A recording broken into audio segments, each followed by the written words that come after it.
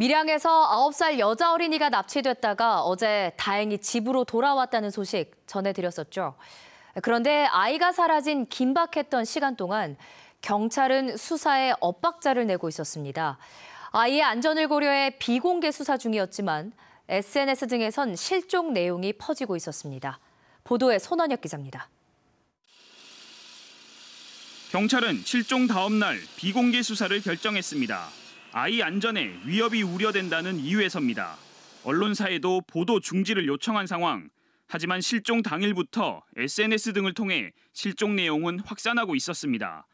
밀양경찰서 직원들만 정보 공유를 위해 전파된 내용이 사진으로 SNS 등을 통해 실종 아동의 신상까지 알려지고 있었던 겁니다. 밀양시도 공식 페이스북을 통해 실종 아동을 시민들에게 전파했습니다. 비공개 수사 과정에서 엇박자가 난 겁니다. 이미 경찰에서 비공개 수사로 진행되고 있는데 실질적으로 공개가 돼버리거든요. 범인이 SNS를 하게 된다라고 그러면 이미 수사가 이미 좁혀 오고 있다라는 어떤 강박관념 때문에 14시간 넘게 SNS와 인터넷 카페 게시글이 노출된 뒤에야 경찰은 부랴부랴 삭제 요청을 했습니다. 경찰은 신고 접수할 당시 유괴 여부 판단이 되지 않았고 강력 사건으로 전환 뒤 사건 내용이 확산되지 않도록 조치를 했다고 밝혔습니다.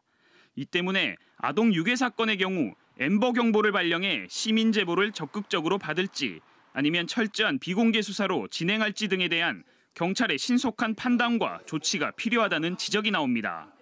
한편 경찰은 9살 A양을 때리고 화물차에 태워 납치한 혐의로 28살 이모 씨에 대해 구속영장을 신청했습니다. KBS 뉴스 손원혁입니다.